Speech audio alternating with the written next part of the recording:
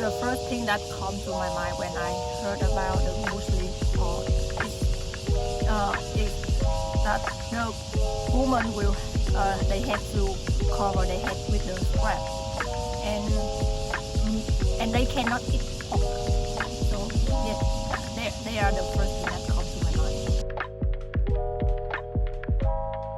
他们不太能吃猪肉，然后就是因为现在阿富汗的事情也蛮严重的，所以就会有些刻板印象会觉得说他可能还比较激进一点。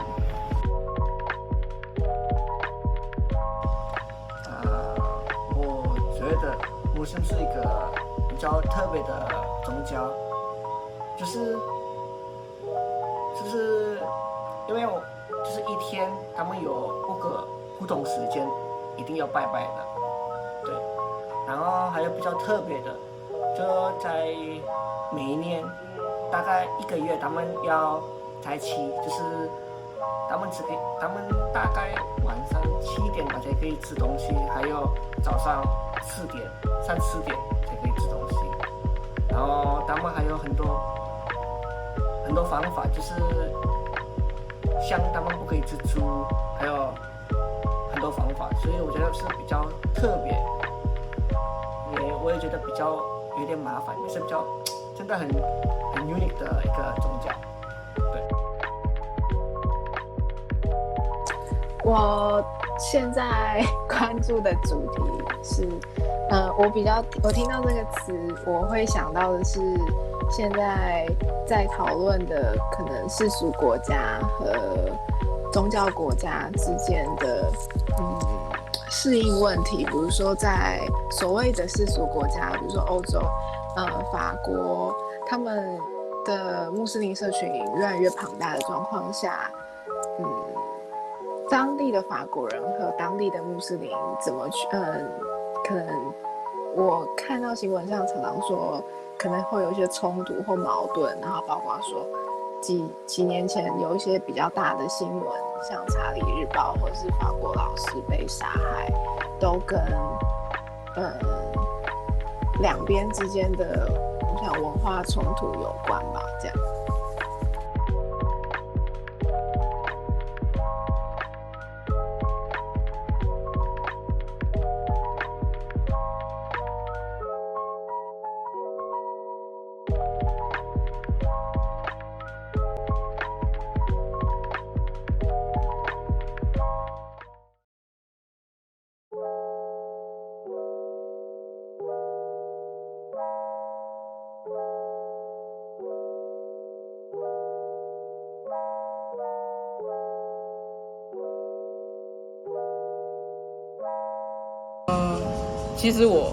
其实我自己本身比较有关注的是中国的维吾尔少数民族这样子。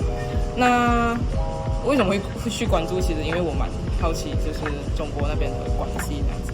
那我知道的是，他有一点迫害维吾尔的那一个嫌疑，但是其实他们当局不承认啊。那我很愿意相信国际社会就是他们的观点这样子。我是觉得可以再深入的去调查。那我是对，就是这样吧。主要前阵子就是最近就是塔利班嘛，那前阵子是那个在新疆，对，然后中国政府对维吾尔族想要进行汉化，然后对他们的传统，那在更可能几十年，那中东那里因为以色列复国嘛，那他们就夺走原本在那里巴勒斯坦人的领地，那在那里就是周围的伊斯兰国家中东国家对以色列的仇视，然后产生的那些冲突。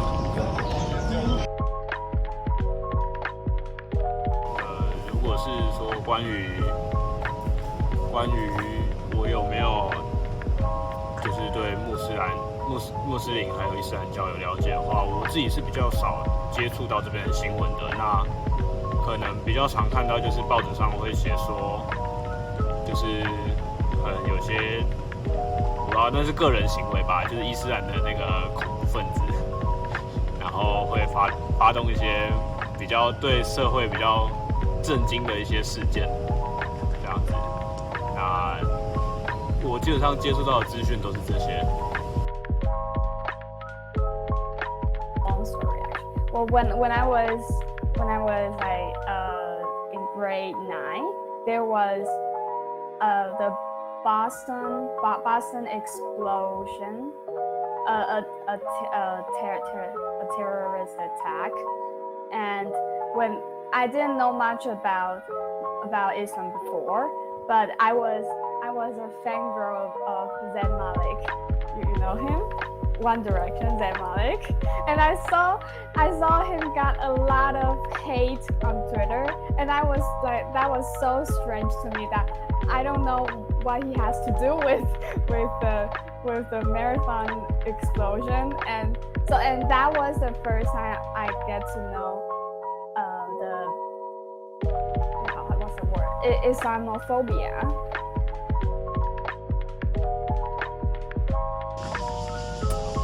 About the current issue, I think I'm going to come up with this is not the current news, but later it happened in like last year when we know that the tragedy happened in France when someone tried to paint or draw our big and great Prophet Muhammad SAW, peace be upon him, because in Islam perspective or Islamic law, we are not allowed, everyone of Muslim, we are not allowed to draw or paint any kind of pictures of our own Prophet because no one can resemble him. And then there's this case happened in France when someone tried to draw him in a picture, tried to paint him in a picture and resemble him like a human being. We know that our Prophet Muhammad is also a human being, but no one can picture him, and no one are allowed according to Islamic perspective and Islamic law. And then no one has done it ever since. But because of this French law, they are argue that they have this kind of like freedom.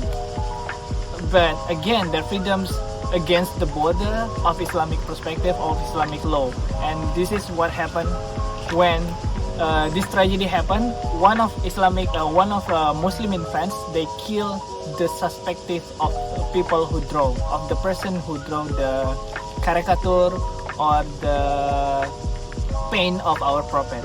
And then we definitely condemn this kind of like action of the murdering. But again, we also condemn the person who tried to pictures of our great Prophet Muhammad SAW.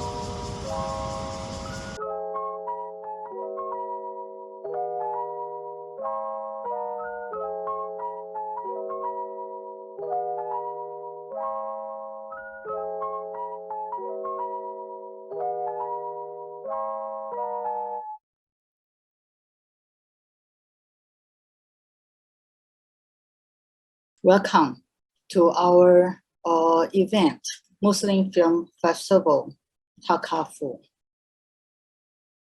In this opening session, I will introduce our curatorial team. But before that, I want to take this opportunity to explain why we started to organize or to think about this event. It has been 2 years since we first thought about the idea of screening Muslim films from different countries as an occasion for discussion and further understanding, both for Muslim and non-Muslim students and general public, both in Taiwan and across the world. We decided to do it not because we know very much about Muslim and Islam theology. On the contrary, we know very little about it. Who are Muslims? What is the Islamic view of nature or value? Is a Muslim society in one country the same as that of other countries? Do they share the same understanding and interpretation of the Quran? Are they facing similar tensions between religion and political regimes? How much autonomy and creative potential of Muslim women that they can possess? What are the competing interpretations of Islam theology among contemporary Muslims? These questions are actually very foreign and remote for the audience in Taiwan. Even though Taiwanese do not display the same degree of hysteric Islamophobia as the people in the Western world, but they are still indifferent to their presence. Even though Muslim communities existed in Taiwan as early as the 17th century, along with the arrival of Koxinka Zheng Chenggong, General Zheng, Taiwanese do not make any effort to understand Muslim or Islam religion. Most Taiwanese have forgotten that many of the followers of Koxinka from Fujian to Taiwan in the 17th century were Muslims. One of the earliest temples in Lugang, the Baoan Gong, built in 1725, was initially a mosque. People have also forgotten that during the 1949 Great Migration from mainland China to Taiwan, around 20,000 Muslims followed KMT General Bai Chengxi and Ma Bufang and moved from Xinjiang, Gansu, Ningxia, Yunnan to Taiwan. The KMT armies left behind in Burma after the Chinese Civil War also retreated to Taiwan, and they are mostly Muslims. Currently, there are around 60,000 Muslims and 9 or 10 mosques in Taiwan. Furthermore, more and more Muslims, migrant workers, and domestic caretakers have come to Taiwan to work in construction sites and neighborhoods in recent decades. They appear in the hospital, taking care of our elders, or in the neighborhood, the park, and railway stations with their friends. But these sites and these people seem to be invisible to Taiwanese citizens. The awareness and observation of this sense of alienation or indifference to the Muslim communities around us is the first point or the impetus that triggered the initial idea of this Muslim Film Festival today. Secondly, I want to say that I'm very proud to say that the curation of this Muslim Film Festival are handled entirely by our students in the Inter-Asia Cultural Studies program and also in the Institute of Social Research and Cultural Studies, both local and international students, Muslims and non-Muslims. 2 years ago, during 2019, during this Malaysian Film Festival, I asked our student from Yemen, Gaklan, why not having a Muslim Film Festival here on campus? Perhaps we could make some more people in Taiwan to understand Muslims and offer a platform for Muslims from different countries to discuss together. Gaklan took this question to his heart and started to organize students, Muslim and non-Muslims, to work on this event. The group discussion lasted for over 2 years. We began by screening films recommended by students. We discussed and debated about the issues involved in different movies or different societies. We selected possible films and documentaries that could reflect contemporary issues experienced by Muslims. They also came up with the theme, Tafakkur, meditation, deep thinking, and understanding.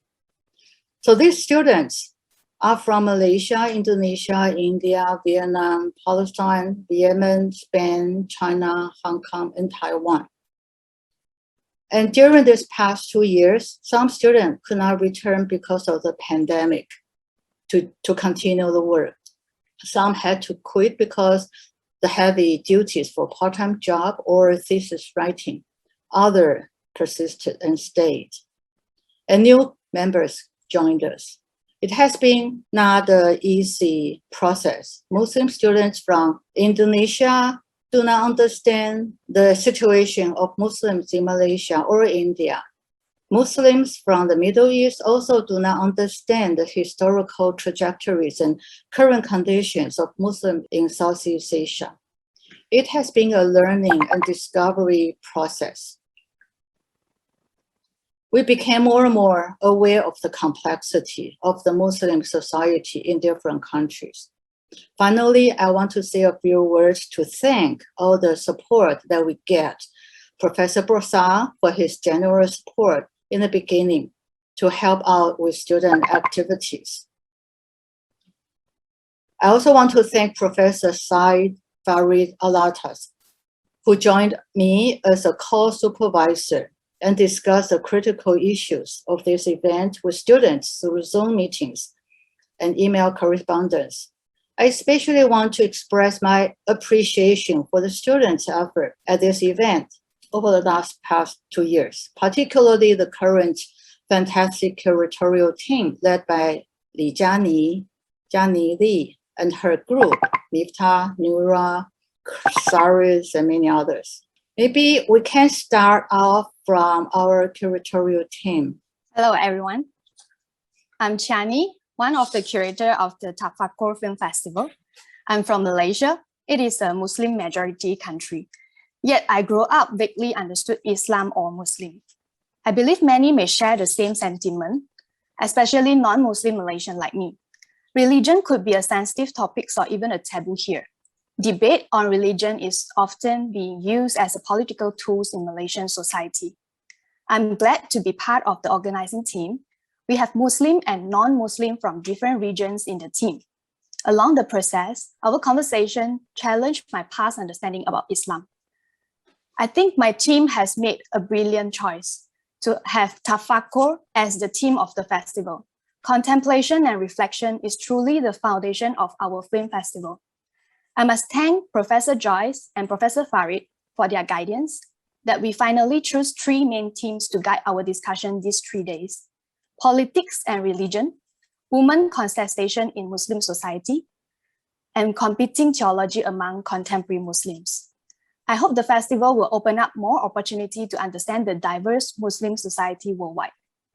This will be the space for us to meet, discuss, and even debate about our understanding.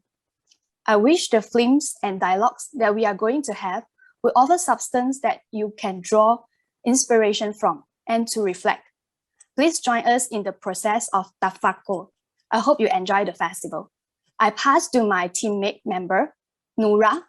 Please welcome Noura. Hello, everyone.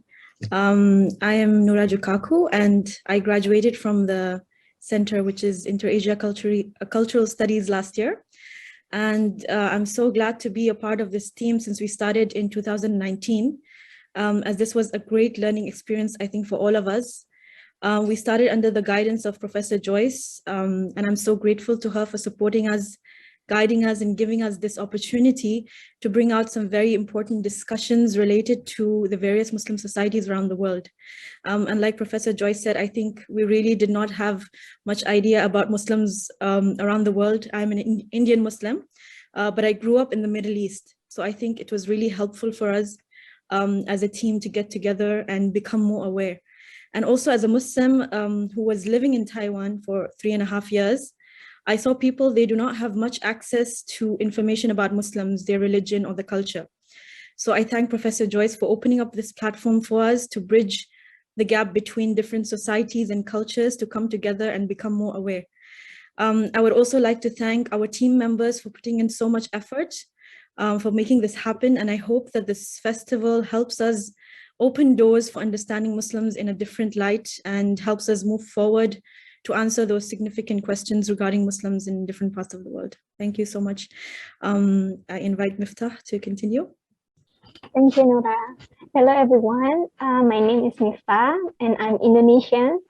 As you might know, Indonesia is a country with the largest Muslim community or Muslim population in the world. Similar to what happened in Malaysia, issues related to ethnicity, religion, race, and intergroup have become a sensitive topic in Indonesia.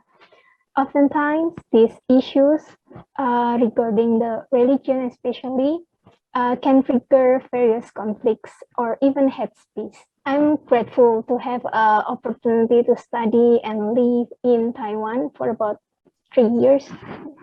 Living in Taiwan allows me to get to know friends from different religions, different nationalities, and of course, different cultural backgrounds. Besides, I can meet and get to know Muslim friends from other countries. And even I can learn more about Islam itself from them. I'm glad to be a part of this organizing team of NYCU Muslim Film Festival. After doing a long process of film selection and discussions, we can finally make it happen today. I'm very thankful and grateful for Professor Joyce and Professor Farid for guiding our discussions. I would also like to thank my team who had given their efforts to prepare this festival. I also want to thank all of you who joined us today in this event. I hope that our discussions today and the next 2 days can provide a new perspective and allows us to contemplate, to reflect, and understand Islam better. Thank you. All right, before we start, let me just say a few words from the information you received. You all know that we have films, directors, scholars, journalists, students from different countries, from Singapore, Malaysia, Indonesia, India, Pakistan, Turkey, Iran, Jordan, Afghanistan, Palestine, and we have stories also covering Gaza, Strait, and Iraq, Syria, and so on. So this is a very rare opportunity for us to really understand how we really get a glimpse of the current situation. And this event, I hope also, not only for us to bridge our understandings, but also this communication and mutual exchange will continue in the future. So let me introduce our first keynote speaker, Professor Said Farid Alatas. He is currently teaching in the University of Singapore. He will be speaking on the approaches to the understanding of Islam, doctrine, culture, and ideology, and utopia. Professor Farid is also, as I introduced just now, our co-supervisor. He has been teaching sociology of religion, social theory, sociology of social science, and inter and intro-religious dialogue. His research interest also is in the philosophy of social sciences, sociological theory, and political economy. He had led the Department of Malay Studies in National University of Singapore. So, Professor Farid, could I give you the floor? Thank you very much, Professor Liu. Let me just say something before talking about speaking to the topic. Of course, most of the work, all of the hard work was done by Professor Liu and her team, who was extremely efficient. I remember we talked about it about 2 years ago, I think, and we were so many times hoping to have it in person on site in Hsinchu. So we postponed it a couple of times, hoping that the restrictions would be lifted, but that didn't happen. So we are forced to do this online. But I'm grateful that we're doing it online rather than not doing it at all. I think it's significant that this is being done in Taiwan, in non-Muslim majority country, a country which actually has a very tiny minority of Muslims, many of whom are expatriates, many of whom are workers, many of whom are students from the Muslim world. And I think it's testimony to Professor Joyce and her institution. You know, it indicates the interest in a serious engagement with other cultures. In this case, the culture and civilization that is associated with Islam. And of course, you know, I won't say too much about the organizing, but one of the issues that we discussed, especially towards the end, was the wording of the term Tafakkur was chosen, but more importantly, the wording of various sessions. You know, initial wordings, initial titles that were thrown up sometimes or might have conveyed a wrong impression. And this relates to actually the problem of my talk.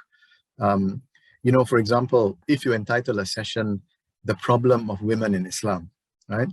This sort of helps to perpetuate stereotypes about the way Muslims treat women, the way Islam as a religion looks at women, when in fact the experience of women in Muslim countries varies depending on, you know, which part of the Muslim world you're talking about. When you talk about Southeast Asia, the position of women in society is vastly different from their position in Afghanistan or Pakistan or parts of the Arab world, or from, you know, Muslim women in China, you know, of which there are tens of millions.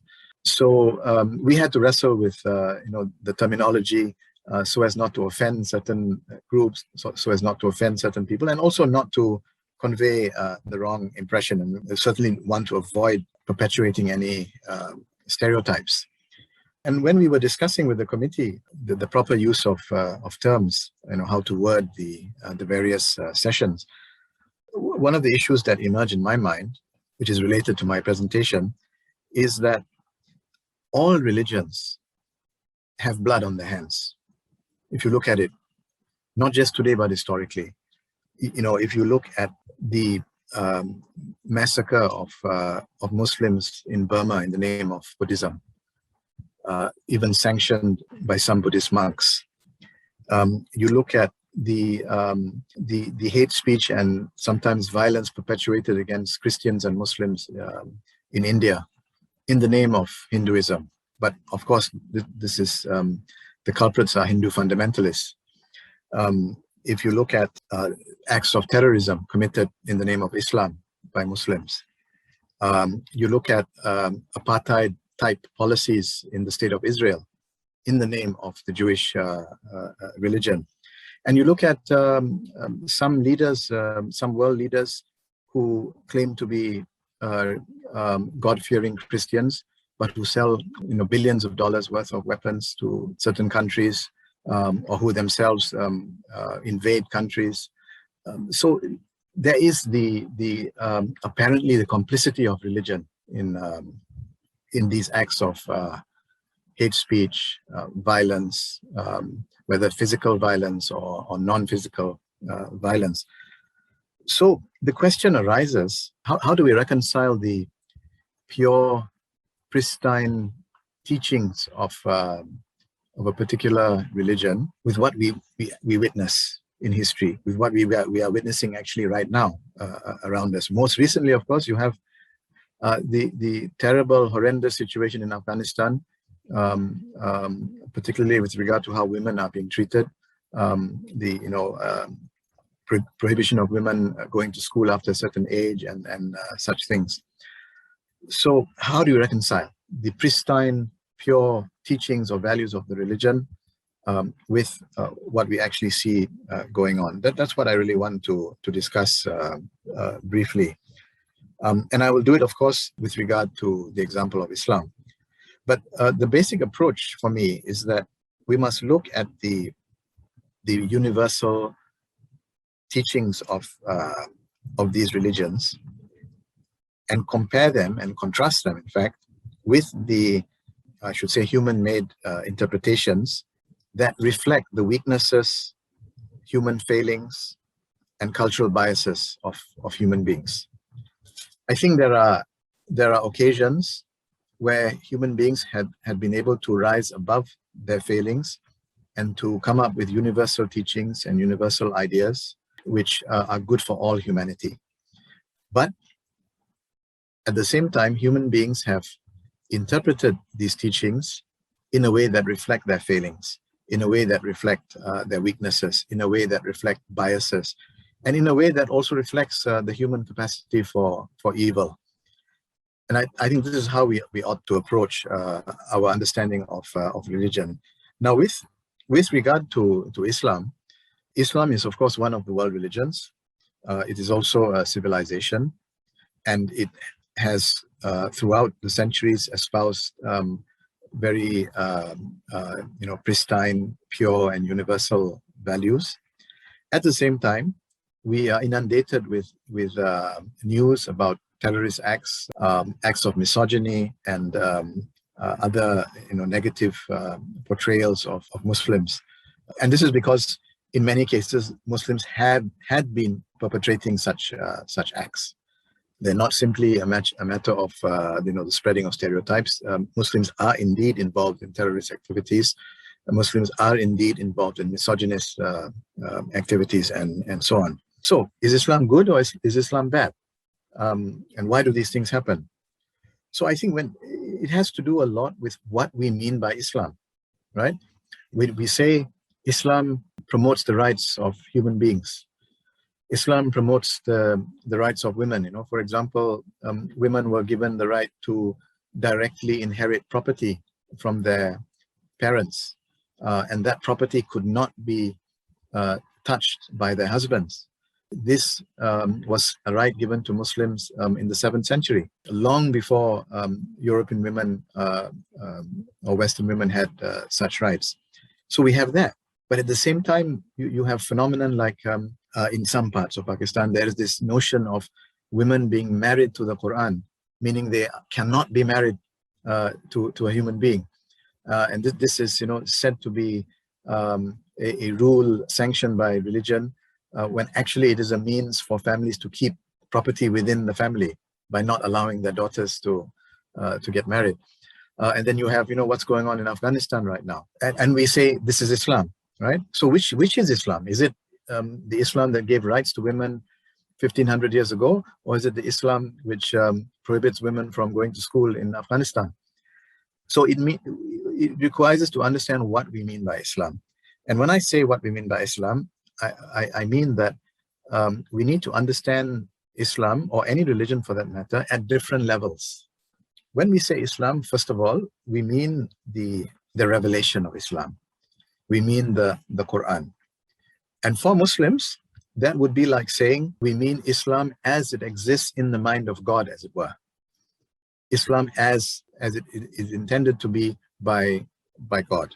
And that would be, for Muslims, the pure, unadulterated, pristine, and universal Islam. But once that religion is revealed, once the Quran is read by human beings, interpreted by human beings, and understood by human beings, then you get the concretization of Islam.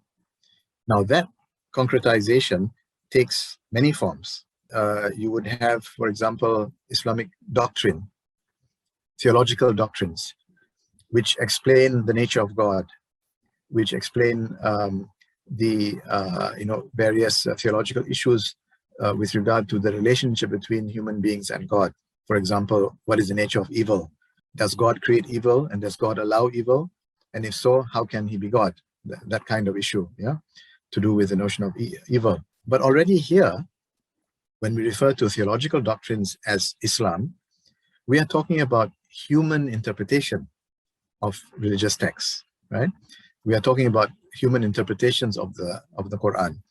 For that reason, you have differences in opinion about the doctrines, even regarding the role of evil in human society, the role of evil in religious teachings, there are differences among Muslims between different schools of thought. Now, you also have different philosophical doctrines. That is also Islam. You have different philosophical schools of thought.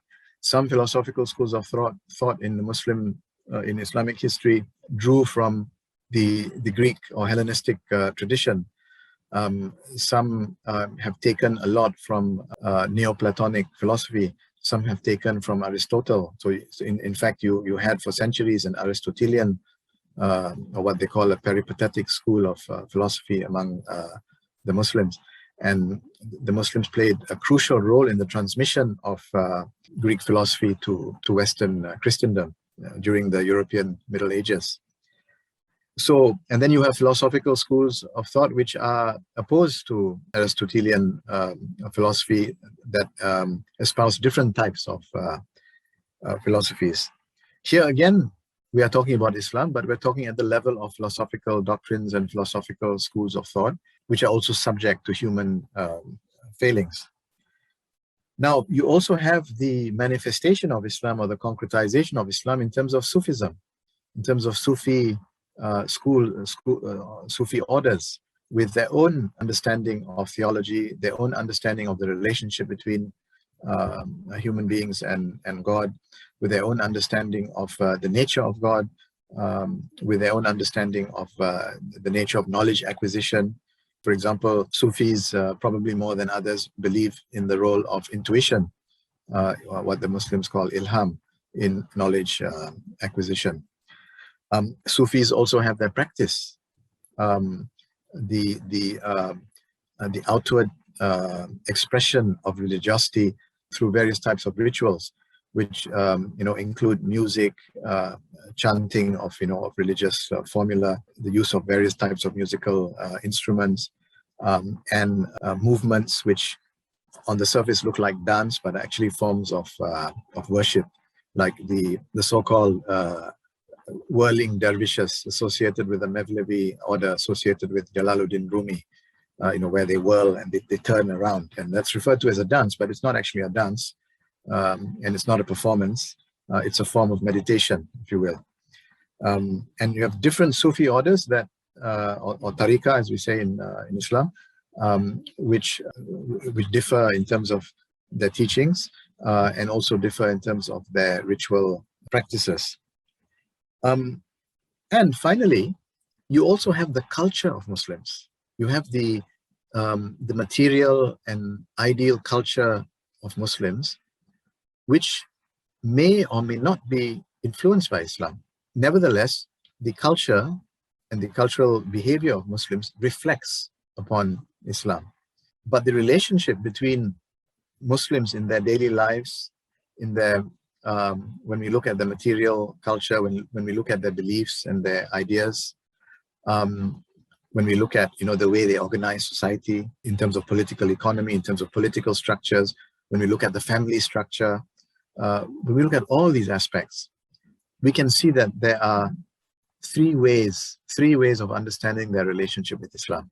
Now, one way is that their way of life and their culture is influenced by Islam, is a direct influence from Islam. Now, another relationship is that their way of life is contrary to the teachings of Islam. And thirdly, we can think of examples where their way of life, Islam has nothing to say about their way of life. There's a neutrality, right? Let me give you some examples. Now, unfortunately, of course, all practices of Muslims might be seen to reflect Islam, but what I'm saying is they don't necessarily reflect Islam. So, for example, I think many of you, if you have, in Taiwan, if you have attended breaking of the fast with your Muslim students or friends, you notice that they usually break their fast with dates. Yes.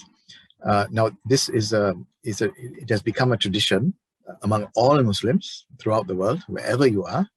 Now this tradition is a direct influence of Islam. Because it was a practice of the Prophet Muhammad, peace be upon him, to break his fast with dates.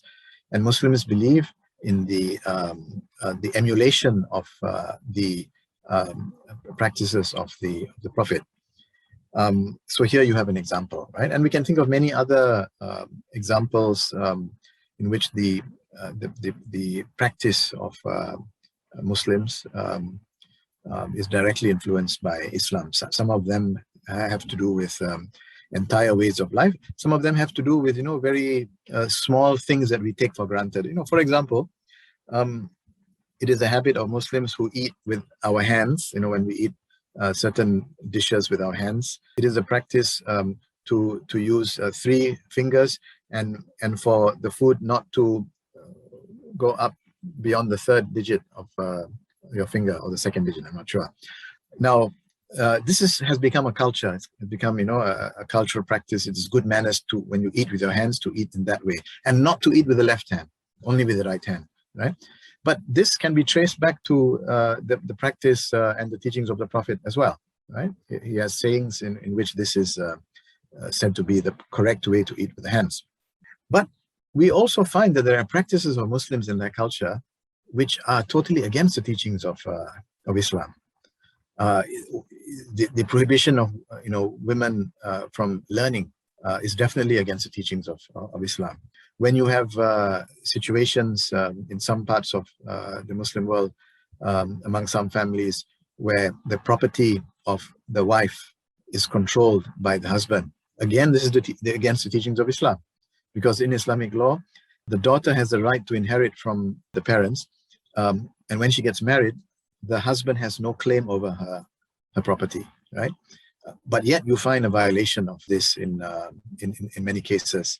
So here we can see that certain practices are against the teachings of Islam. Then again, we have many practices of Muslims about which Islam has nothing to say. There's neutrality. Islam, says that Muslims should eat halal food, but it doesn't specify what kinds of food. Islam is not against rice, it's not against wheat, it's not against bread. Islam has nothing to say about that, right? So you find the cultural practices of Muslims as far as cuisine is concerned is very diverse. You have Muslims whose food is very similar to what you eat in East Asia, but if you go to the western part of the Muslim world, their food is more similar to Mediterranean food, more similar to Southern European food as you get in Italy and Spain. Their tastes are also very different. And obviously in a country like India and Pakistan, the spices that are used are vastly different from what you get in East Asia or other parts. But Islam is of course neutral about that. So my point is, all of that can be referred to as Islam. But when we make an assessment about Islam, when we make an accusation against Islam or against Muslims, we need to be clear about what we are talking about. Are we talking about the Quran? Are we talking about sayings and practices of the Prophet of Islam?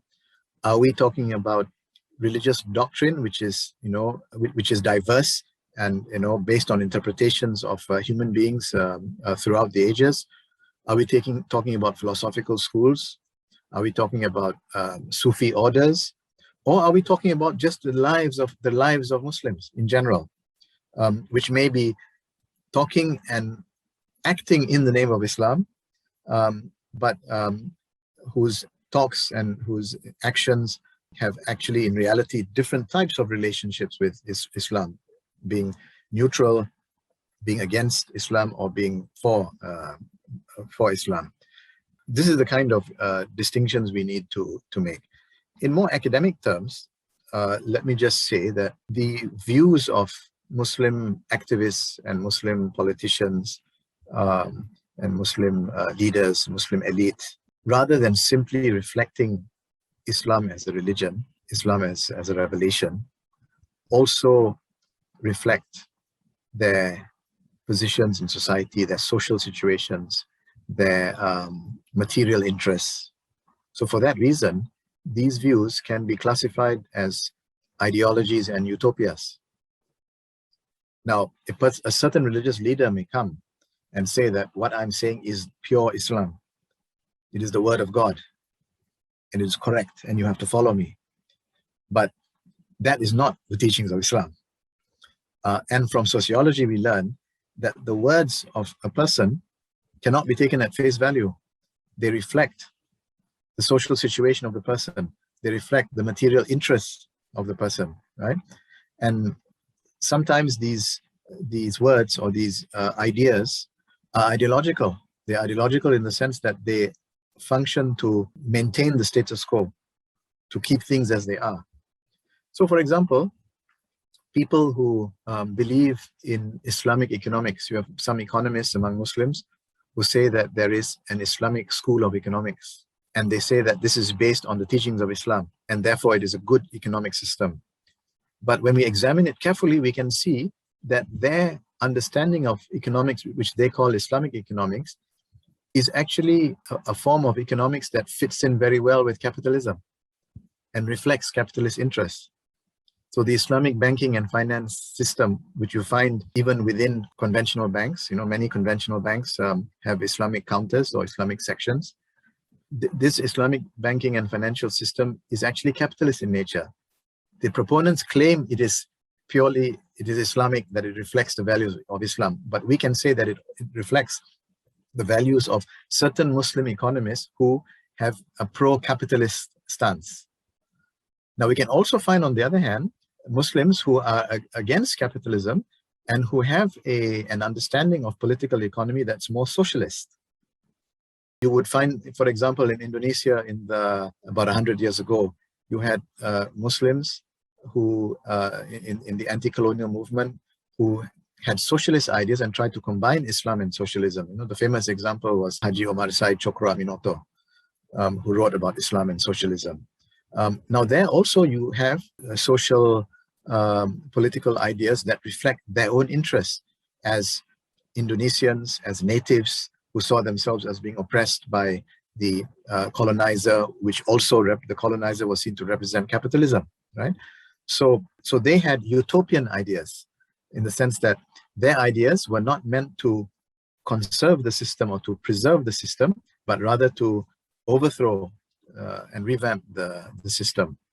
So when we look at, the teachings of the Taliban, we must look at them through the eyes, look at them as human-made teachings that reflect the failings of human beings, and that are, are ideological, meant to preserve the status quo, meant to advance their interests. So basically, this is the way in which we need to understand.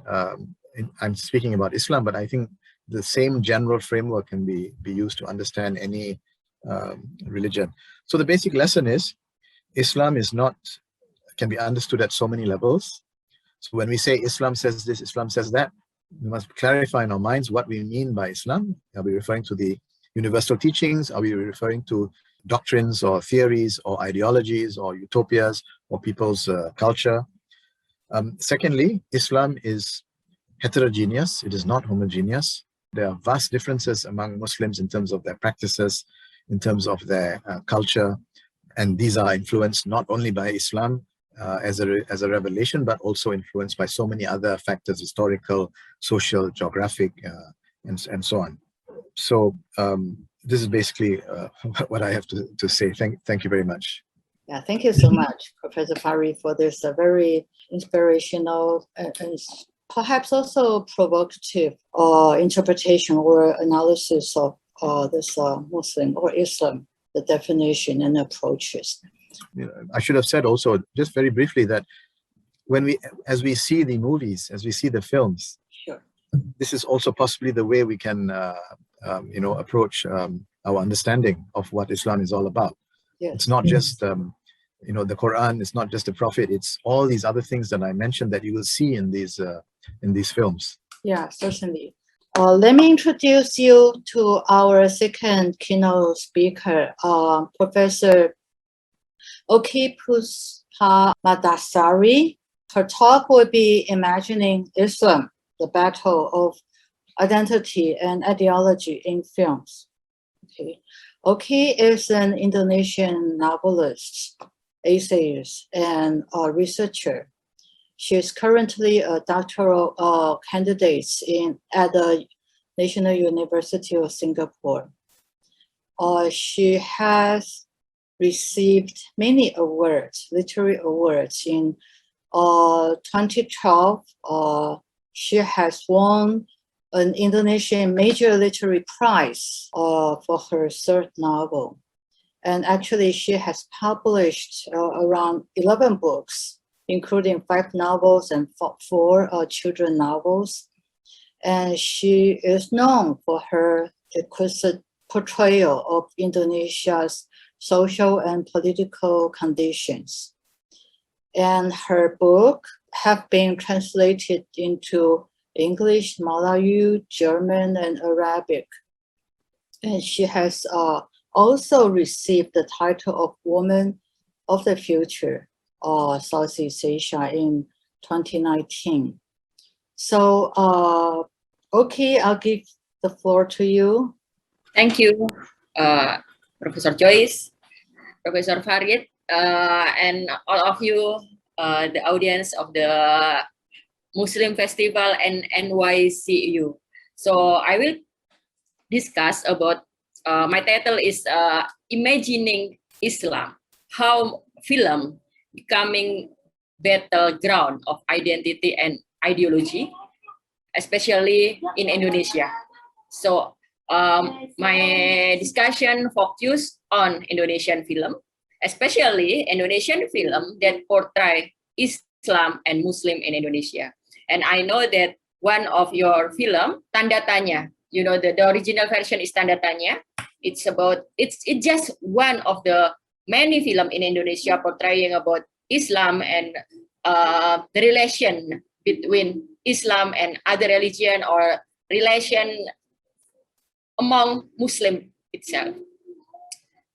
So I will start my presentation with this picture. So I want to introduce about the landscape of Islamic film in Indonesia. So all of you will know better about the situation in Indonesia right now, especially how the film industry capture Islamic phenomenon. So first, this is the one of the most successful film in Indonesian history. The title is Ayat-Ayat Cinta, is Love Verses. And there are 2 films based on the one novel. The novel itself become mega best-selling. So it's a very best-selling and one of the most best-selling in Indonesian book industry. And then it becomes novel, and it's also best-selling phenomenon novel. The story is about a young Indonesian go to the Egypt and then go to the Al-Azhar, pursue education in the Al-Azhar. And during his education time, he met with many girls, and all the girls fall in love with the man. So the man is like the dream, Indonesian dream of being Muslim, being educated man who get the education from Al-Azhar, and then you also become the symbol of how a man can attract many women around the world. And then at the end of the story, the wife allows the man to do the polygamy. So at the end of the story, for myself, it's about polygamy story. It's about how a man can have 2 wives, and then graduated from the Al-Azhar. It's like perfect picture of being a Muslim in Indonesia. And then it continue with the second story, and it's from the poster you can see there's so many women, one man surrounded by the many women. It's like the imagination of being Muslim in Indonesia presented in cinema. This is another film, Ketika Cinta Bertasbih, and the story again, it's about love story. The man with the glasses, this is the author, Habibur Rahman Al-Sirazi, and all the books basically is about love story. Become a film, it's about basically it's all about love story in cinema. But they always call it as Islamic film. They always call it as Muslim film. This is another film, Surga Yang Tak Dirindukan, not different with the previous story, Ayat-Ayat Cinta and the other one. It's about a love story. But people receive this as Islamic film, as Islamic story. This is a bit different, Perempuan Berkalung Sorban. It's still about the relationship between wife and husband, but this film being more critical towards Islam and pesantren life in Indonesia. Pesantren, school boarding, Islamic school boarding in Indonesia. And in this story, in Perempuan Berkalung Surban, it portrays how the son of the owner of the pesantren, of the Islamic boarding school, he become a bad person. He become a husband that can do violence against his own wife, and also he proposed to do polygamy, and then it rejected. During the release of the film, several criticism comes from Islamic authorities, called that this film spread hatred against pesantren, that it's misportraying Islam as full of violence, and it's give a bad image of Islam. That's one of the many negative reception of this film, Perempuan Berkalung Sorban. So from this example, we can see that the critical film against Islam potentially will receive negative response, rather than a story about polygamy, story about love story, story about a man that go to the Al-Azhar and then success to attract many women, and it's about just relationship among them. Perempuan Berkalung Sorban and then become one of the several critical film against Islam. This is another film that the festival screen, Tanda Tanya. Tanda Tanya, this film, it's also received many negative feedback from the Muslim authority. I think many of you already seen it because I saw it in the festival booklet. So there's several characters from the different background. There is Muslim, there is Christian, Chinese, there is a Muslim woman with a veil working in the restaurant that serve pork. And there is one character, a Muslim convert to Christian. All of these fictional characters raise criticism in Indonesia. So like Muslim authorities or Muslim leader called this film as a liberal agenda to ruin Islam, to give a bad image of Islam, etc. At the time, in several cities, the screening of the film canceled. It cannot be screened in several cities. It's another form of cinema, Islamic cinema, where the filmmaker try to give another image of Islam. So we can also see that when we're talking in Indonesia cinema, there are so many ways to portray Islam. There are so many versions about Islam. So Islam is not just one form or one image or one interpretation. But we also understand that when we want something become best-selling, we want something received as without criticism. So you just need to make merely love story that preserve the dominant ideas, like the Ayat-Ayat Cinta, the story about polygamy, or another story that merely love story. Criticism against Islam is not really good for business and for safety. So comparing to Ayat-Ayat Cinta or comparing to another film, this film is not as successful as the previous film. This another film, it's a film based on the very important book in Indonesian literature. The book published in 1932, written by Hamka, big ulama, Di Bawah Lindungan Ka'bah. The book is one of the phenomenal and important books in Indonesia. And in 2011, this book became a film. And yeah, it's also hits and become a mega best-selling because it's very safe story, telling a love story among between woman and girl in the Minangkabau, with the Minangkabau background. So basically, it's about love story.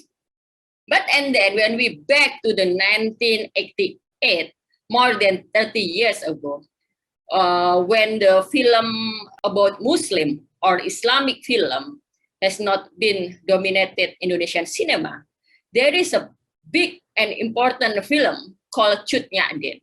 So Cut Nyak is a heroine, Aceh's people against the colonialism.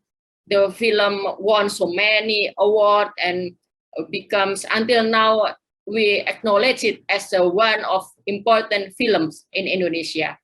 But we can see when we talk about Cut Nyak, this is the story about the woman fighting. This is story about when we now discussing about feminism, emancipation. The film itself is already portrayed. So when we see how in 1988 Indonesian cinema already achieved this kind of intellectualism in film, this kind of expression in film. So from the films, we see that Islam has been portrayed in different imagination along the story. How filmmakers have been imagining Islam cannot be separated from conditions, situation, and events within their society. When we're talking film as a battleground, we're talking about what kind of Islam has been presented in films. What is the background of the filmmakers? Who are the audience? So this is the battleground. What kind of Islam? Why in the 1988 Islam presented into Cut Nyak film? Where we have so strong character as Cut Nyak in 1988. Meanwhile, after 1998, we only have women that are busy to get attention from a man, and then at the end of the day, allow the husband to do polygamy because they believe that it's a noble way in religion. So to understand the situation, we also have to understand what happened in Indonesia. So Indonesia, I believe you already know, is the country with the world's biggest Muslim population, entering democracy after 1998, and now become the world's fourth biggest democracy. We should compare what happened before 1998 and after 1998. Before 1998, there is a situation that repressed Islam. So there are it's very difficult to wear like Islamic symbol, to wear veil, to make Islamic, to build Islamic organization, to use Islam in politics. It's very difficult before 1998. So Islamic lifestyle and Islamic pop culture are marginalized. But after 1998, when Muslims gained their freedom in politics and daily life, suddenly Islamic lifestyle and Islamic pop culture are dominant in Indonesia. That's why after 1998, not only in film industry, but also in book industry, we can see there are so many books, novels that label as a Islamic novel, Islamic book. And it also appear in the television. So right now, if we see the drama television in Indonesia, the character is always portrayed as simple as the girl wearing hijab is a good character. Meanwhile, the girl without hijab is a bad character. So that's the dominant lifestyle, the dominant pop culture in Indonesia right now. But still, if we're talking about film, censorship it still exists before and after. So when we're talking about identity and ideology, what I mean with the identity is how film is believed as a tool to represent Muslim group. Film is also a way to reach Muslim audiences. Film can be a tool to build solidarity and sense of belonging. And film is a form to support Muslim filmmaker, writers, entrepreneurs.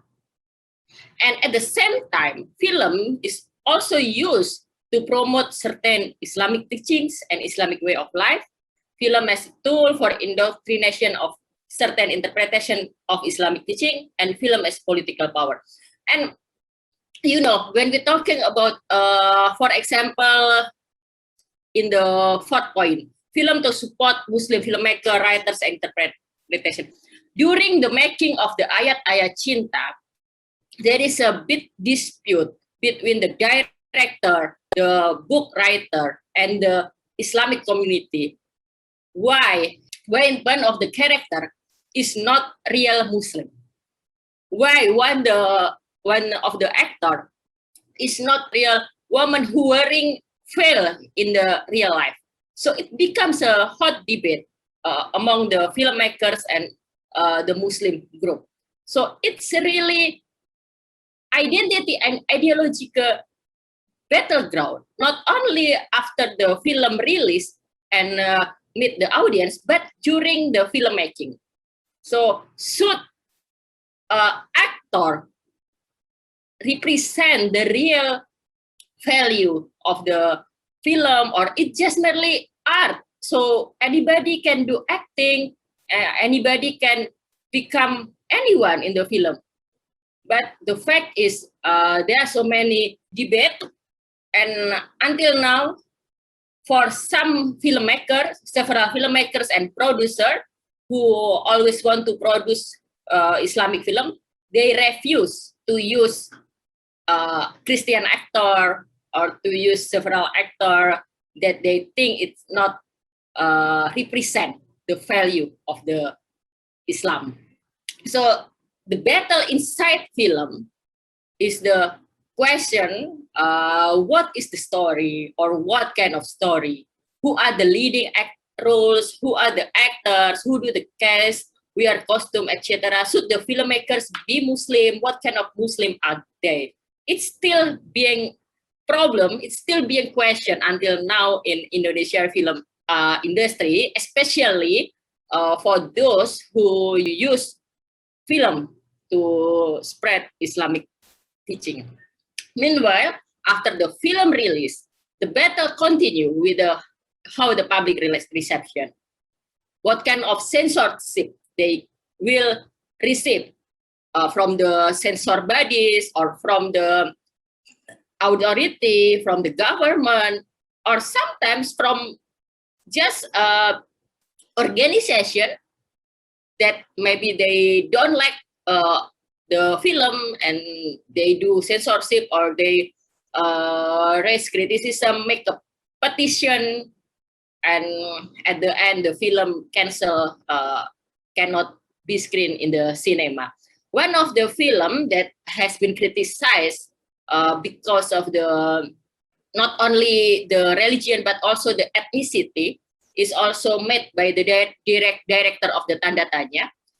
It's a portrait about a character from Minang, and the Minang character, a girl from Minang, is a Christian, and the girl is also eating pork.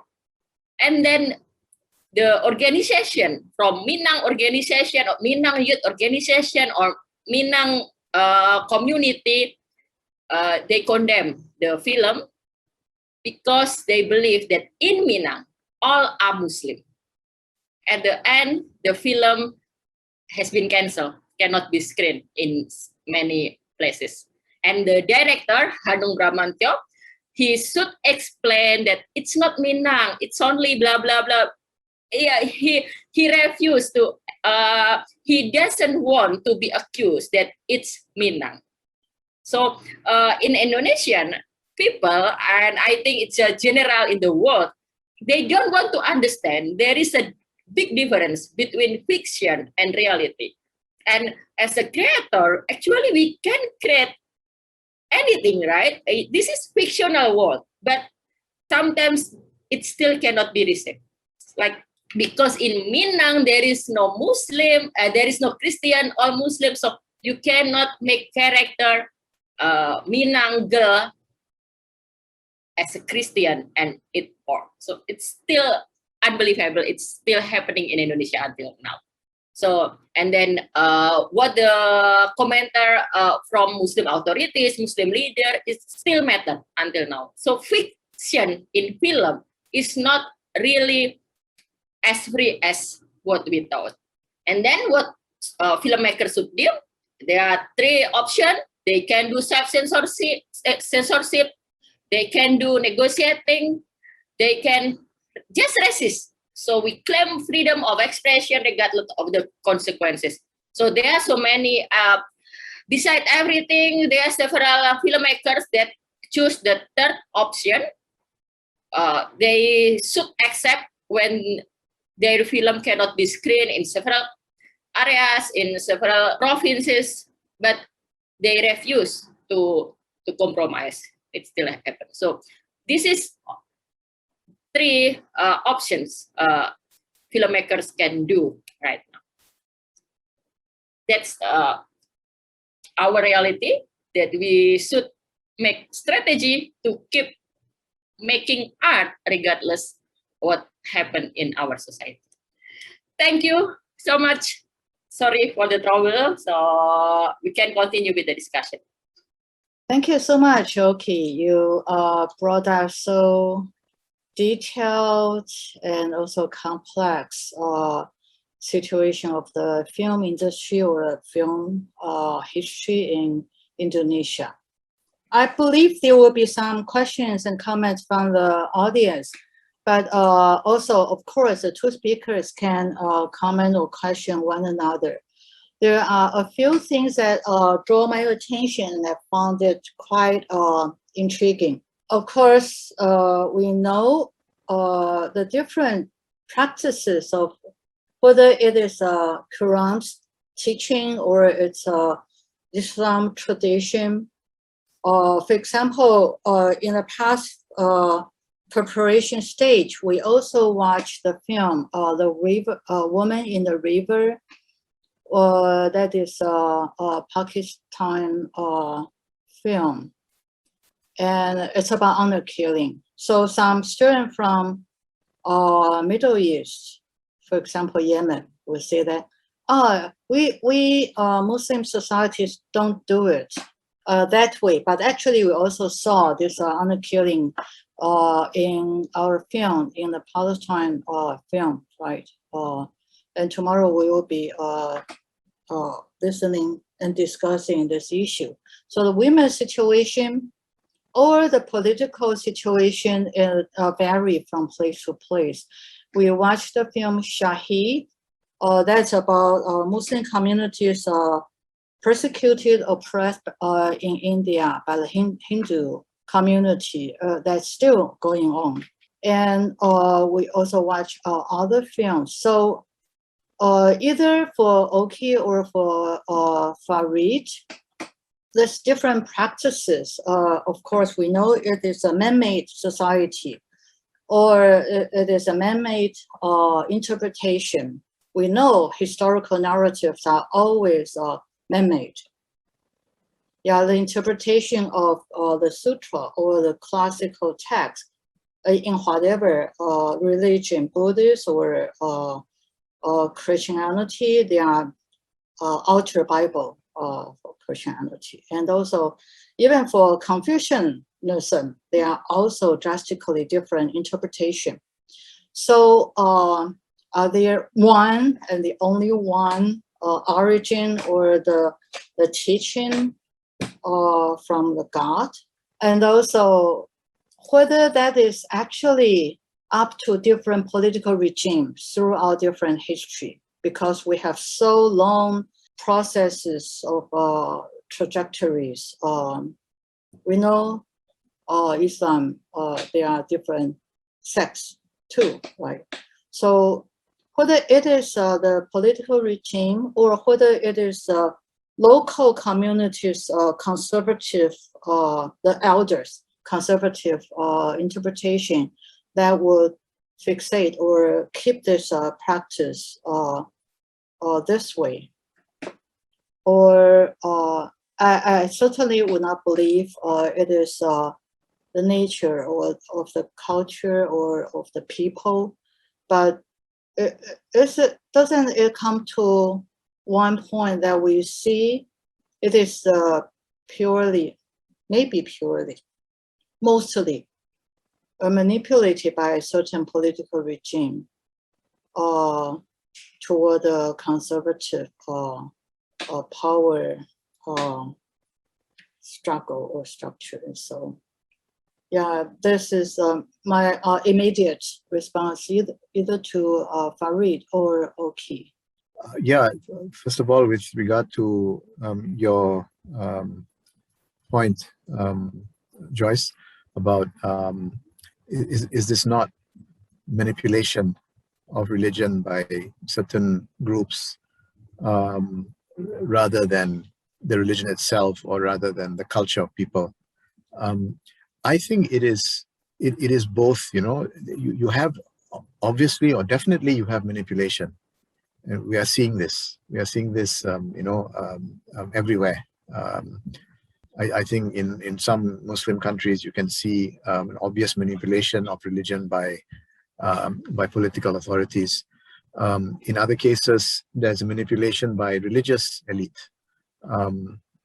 And even in other religions, I mentioned the case of Israel, of course.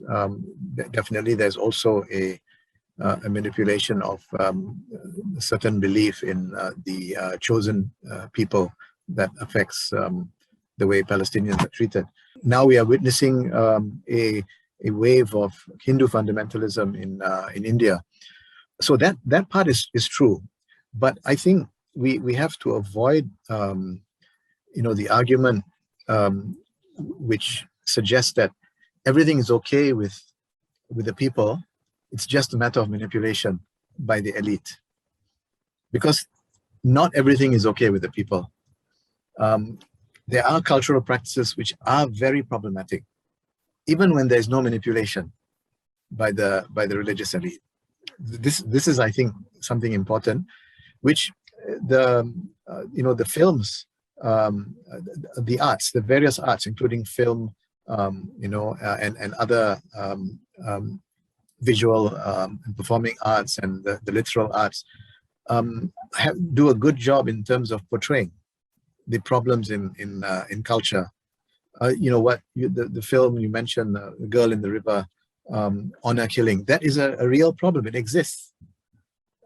It may or may not be manipulated by certain groups. Yes. It may not, but it's still a problem. It is a real problem, even if the manipulation is not there. Also, in Pakistan, there was this documentary in the 1970s that spoke about the plight of women in the rural areas, where they were prevented from getting married in the name of religion. So they have this idea of being married to the Quran rather than being married to a man. Again, here you have culture. This has nothing to do with Islamic teachings, but it is the culture, and it is something real. It's something that exists. Now, the Taliban have come to power, and they are not allowing girls to go to school above a certain age. Now, this is political, but there are many Afghans who believe that daughters should not go to school. That is a matter of culture. So dealing with the problem at the political level is not enough. We also have to deal with it at the cultural level, which I think is more difficult. It takes a lot more time and effort to. It takes generations to to change the culture. One thing in Indonesia right now, especially after 1998, what political elite do, is they are using a dominant religious interpretation, dominant religious teaching for political interest. So it's not that they manipulate Islamic teaching, no, but they use certain interpretation, especially the dominant one, to get popularity, to get support, and for political interest, for election, to secure their position. That's what happened right now. So it's not about the elite that manipulated. No, they use that. They write the dominant value for politics.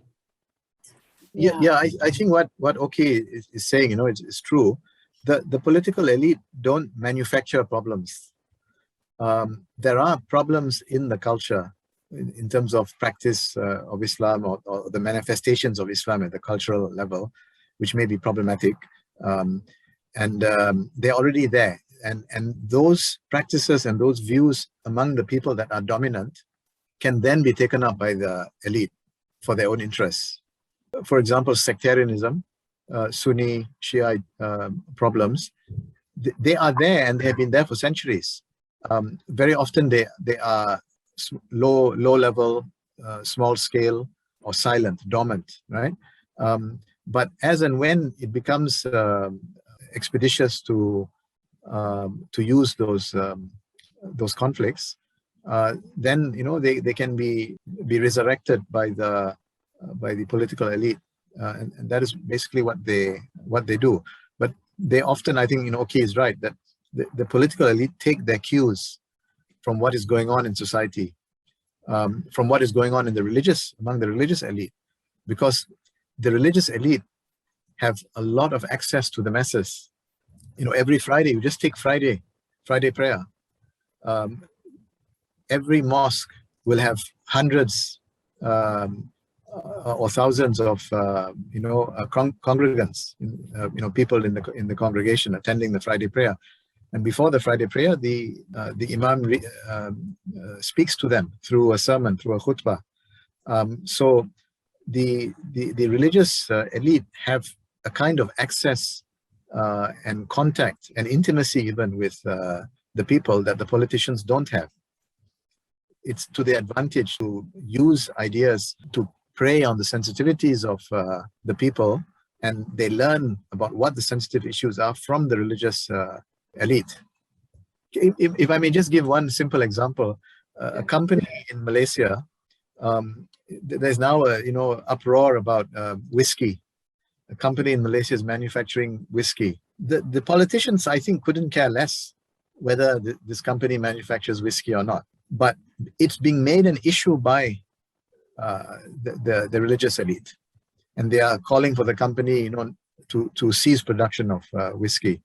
Now, this is not a Muslim company; it's a non-Muslim company, and the production will be for non-Muslims because Muslims are not legally are not permitted to drink in Malaysia, and alcohol cannot be sold to Muslims. So politicians are generally fine with that, but religious leaders are making an issue of it. And then if it becomes a hot issue, the politicians will jump on the bandwagon and become strong opponents of selling alcohol in Malaysia. This is how it works generally. So we are forever at the prey of this type of opportunism. Yeah. I just saw a question in the Q&A section. Yeah, go ahead. Oh, yes, thanks. Hi, okay. My name is Andrew. So my question was, Ayat Cinta was very, very popular here in Malaysia, and especially the song. You cannot escape the song even if you have not watched the film. So I wonder, does post-1998 also change the funding for Indonesian films, for example? because I think in your presentations, like the films are very popular in Indonesia and also Malaysia. So I wonder whether the more relaxed of being Muslims in Indonesia, whether that also changes the funding opportunity in Indonesia, that also contributed to more popularity, more films that make about Muslim and being Islam and being Muslim in Indonesia. My other question was, there are other films, for example, ada Apa Dengan Cinta, also very popular. I wonder, has the film industry become more diverse, or you are seeing a trend of moving towards more portrayal of Islam and Muslim? I think Malaysia, we are seeing that trend, but what about Indonesia? Thanks, Joyce. Yeah, thank you. Okay, you want to respond? Okay. Yes, thank you, Hong Chuang. So when we're talking about funding, the most interesting thing is we can see whether you are Islamic, you know, it's about Islamic film, or it's secular film, it's ideologically want to spread Islamic teaching, or it's just for entertainment. When we talk about funding, it will meet in one place, or it will meet in the one interest, in one aim, in one goal to make a profit. So all the film I saw in my presentation produced by big production house in Indonesia. So when you ask, is the producer or the production house is an Islamic production house? Of course not. It's just general production house. They can produce ghost story, they can produce love story, they can sometimes produce a story that full of alcohol, full of anything that it's not allowed in Islam, because they just want to make business. But we can see all the film that claim as a Islamic film, and people in Indonesia believe that that film is Islamic, and then to show that to be a good Muslim, you have to support that film, and because when you watching the film, it means you do the good deed, something like that. But when we talk from the business interest, it's just business. So all the film produced by general production house, and their goal is to make as much as possible profit. And but okay, I sorry to interrupt, but I was just wondering that obviously, you know, in many countries, of course, you will have this more business profit motive in making films, even if they are not thematically about Islam, or even if they contravene or they are against certain Islamic teachings. But in some countries, there would be attempts by the authorities to ban such films. I think certainly in Malaysia this happens. So maybe it's interesting to know whether in Indonesia there are attempts by the authorities to ban these films, which are seen as opposing Islam. Or maybe I add a question, okay, related to that, is there any possibility for any filmmaker or screenplaywright to criticize the faults of Islam or Islamic government against different sects, different groups in Indonesia? Yeah, yes. Would that be a profanation, or and maybe they might commit Sedition Act? Okay, I will answer to Prof. Farid first. When it comes to the Islamic film or Islamic books, the resistance not come from government, but it's always come from group or from certain people, or maybe several individual in the government, but not from the government. And then after there is criticism, and then government make decision. The government asks that the cinema not screen it again, or it cannot be screened in the theater, in the big screen, etc., or it cannot be screened in the television. but it's because some group, several people raise criticism. Maybe they make press conference, they write in the media, or they just make criticism in the social media. That's what happened. And then about funding, I will add about funding. The situation is why the production house, they are very big production house. They always want to produce that kind of story because it can sell. It can be sold well in the market. That's why from the business perspective, it's profitable. It's promising to produce that kind of film. Meanwhile, when you're talking about same-sex story, about progressive story, that it's not part of the dominant teaching, we have several stories. We have many stories, and some of the story won award in the international festival, in Locarno, in so many reputable festivals, Cannes, etc. But it's not produced by the big production house. It's produced by a production house run by the filmmaker and reputable filmmaker of Indonesian industry. But the fact is, it's not sold well in the cinema. So not many people see that kind of film. And you mentioned about Ada Apa Dengan Cinta.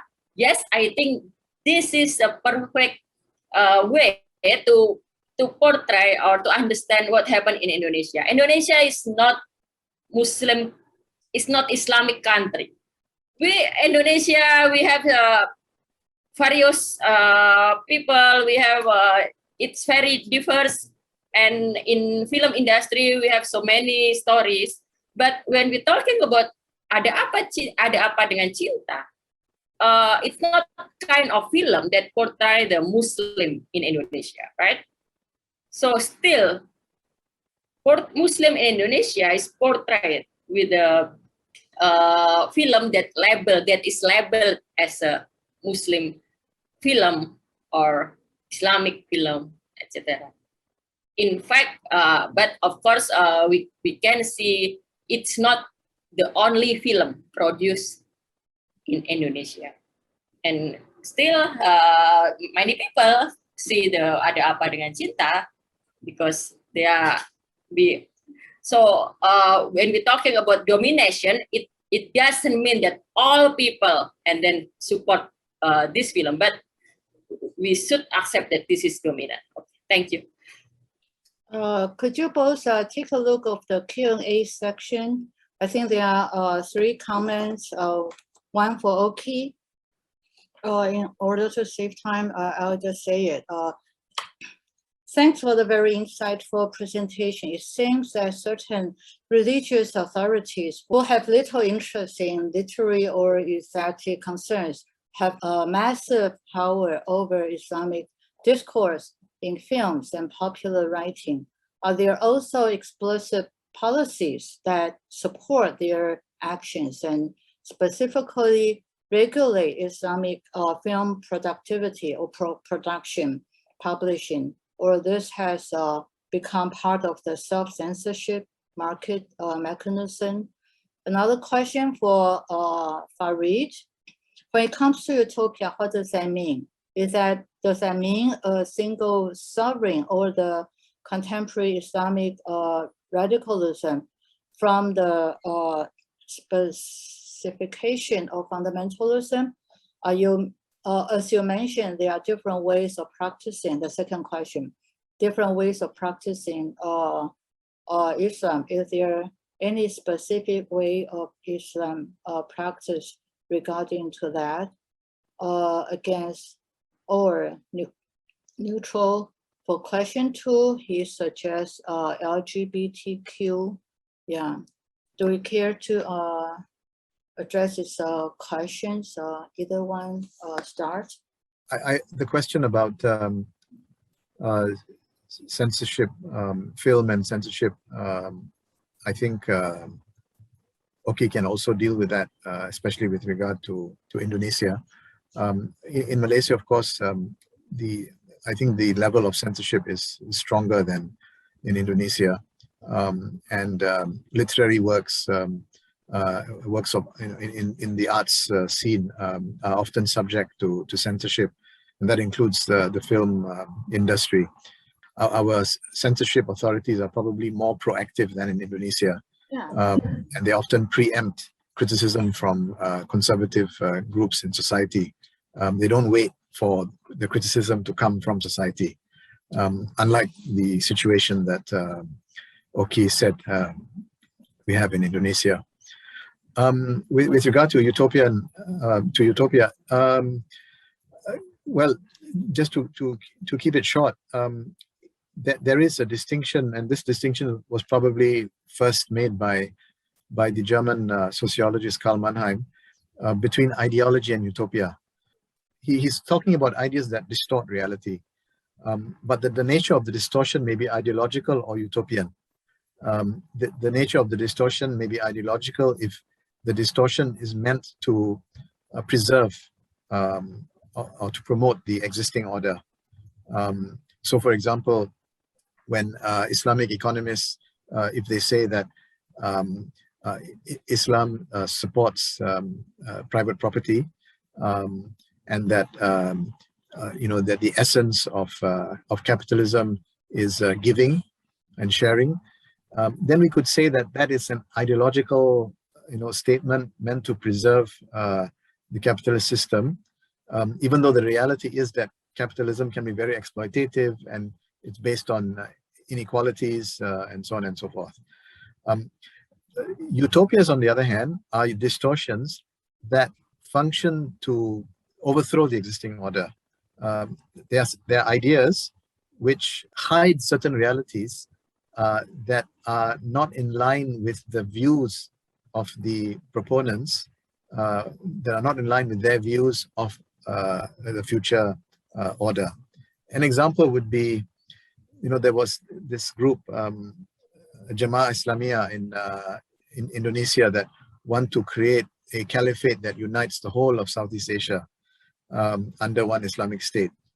That's a very utopian idea because it is completely unworkable, unrealistic, and it has no support of the masses of Muslims in Indonesia and Malaysia.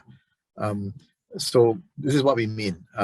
Now, your question, you say that you talk about contemporary Islamic radicalism.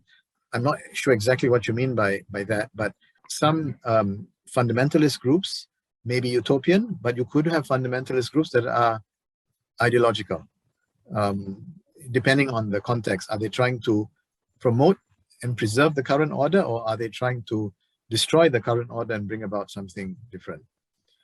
Okay, regarding the ways of practice of Islam, is there any specific way? I'm not sure exactly what you mean by that question, but yes, of course, there are the teachings of Islam are in the abstract, but how they are put into practice will depend on geography, on social situation, on class differences, on cultural differences. You just look at the dress of Muslims; they are so radically different, even within the Middle East. You compare traditional Muslim dress among Turks, among Persians, among Arabs, and even among Turkic people. In Xinjiang, in China, compared to in Uzbekistan and Kazakhstan, you find differences in dress, differences in food, in cuisine. These are all part of Islamic civilization, but how Islamic values are actually put into practice, or what I say concretized, will of course differ according to time and place. Okay, when we're talking about censorship against art product, film, books, or theater, it's always about interpretation. So when a Indonesian film release in cinema, and then people see that and then interpret in a various ways, and several people getting irritated, getting it's a blasphemy, it's a spread hatred against our community, it should be banned, blah, blah, blah. It's always based on their interpretation. But the thing is, the fact, before film released in the cinema, they should pass censorship body. That's a government bodies. So it means actually all the film that can be screened in the cinema, they already passed the censor. They has been censored and they already pass it. And in the body itself, there is representation of the religion group. So there is interpretation of Islamic cleric, there is interpretation of Islamic, Islamic organization sit in the censored body. It means that the body, the government body of censorship, it means nothing when we talk about public interpretation. That's what happening in the censorship. Farid just mentioned its differences of culture, but I think that also made us think what constitutes a culture, or the culture of different nations or different societies, or in which historical moments does that trend of establishing a culture established or solidified as a tradition. So that when I say manipulation, is not really a concrete manipulation by current political regime, but in different historical period, handled or interpreted by different religious elders or religious leaders. And also through that so-called tradition or convention or this cultural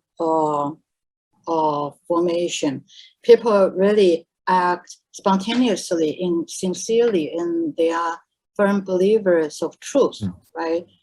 For example, honor killing, or for example, vigilante in the streets by different groups. So the following question would be, who gives either the government or the religious leaders or the believers the right to exclude other people because of in the name of religion, okay, or in the name of safeguarding the purity or homogeneity of our society, and so on. So that is the next question we should ask. Of course, that would also lead to the role of the legal procedure, the law, right? Oftentimes concretize. It's more a form of concretization of the behavioral norm and value system, the legal procedure. So and also the interpretation of the legal practices vary so drastically in different Muslim society. But that also involves a complex industry of film. It is not only the industry, but the film, the dual function of the film is also reinforcing this consensus, reinforcing the general sentiments. And even though they don't really want to be used as political propaganda, or they might serve the same function because they don't touch other issues. For example, more controversial issue or more critical issue, in the name of harmony. That's also in either Chinese Confucian practice or in Indonesia, and also I think Malaysia too. So that's why I mentioned this practice of sedition. It can be used very easily to suppress voices. There are other questions, question for Professor Farid, in terms of the oppression of LGBTQ community. Is that follows or against or neutral to Islamic value? This is a question. Yes, well, definitely I would say that oppression of LGBTQ community is against Islamic values. But more importantly, I would say that the practical lives and experiences of LGBTQ community in the Muslim world differs from place to place. For example, historically, transgender people, for example, just to take an example, live very visibly in Southeast Asia, in Indonesia, in Malaysia, in Singapore. They're very visible. You see them in public life. You see them, on the streets. In many families, family members, are aware of, have transgender people in their family. They don't hide it. They're not ashamed of it, which would be very different from the experience of transgender people who live in the Middle East, which I think is much more of a machoistic society. So here again, you have the operation of cultural values that are mixed in with Islam. So from the point of view of Muslims in the Middle East, they may consider that Muslims in Southeast Asia, Indonesia, for example, are not strict Muslims because they don't take a tough stance against transgender people or against homosexuals. But I think it is more a matter of how religion combines with values and is manifested in different ways according to space and time. But certainly, oppression to LGBTQ community, in my opinion, is against Islamic values. Of course, this is my view. There are views of Muslims who would say that LGBTQ should be confined, or there should be legal action against them, or they should undergo conversion therapy and so on. Or executed for some countries. Well, yes, or even executed, exactly. When you ask whether LGBTQ is allowed or is following Islamic teaching or neutral, something, etc., I will answer it depends on which interpretation. So there are so many interpretations. Like in Indonesia, there are several Islamic figures will say that transgender and LGBT are part of Islam. They are part of Islamic history, and they have right to be Muslim as like the rest of Muslim. And in fact, like in Yogyakarta, in one part of Java, there is a Islamic board school, pesantren, dedicated for transgender. So that's transgender pesantren. So it's just one example how diverse the position or the interpretation whether Islam can accommodate LGBT or transgender. But still, in the recent situation, there is film called Kucumbu Tubuh Indahmu. It's about gay people. It has been banned in several regions, in several provinces. In fact, what I explained before, the film already passed the censorship board, but still, when it released in the cinema, there is another form of censorship come from another board. Thank you so much, Fari and Oki. Thank you so much. And thank you all for all our participants, audience, for your participation, and see you this afternoon.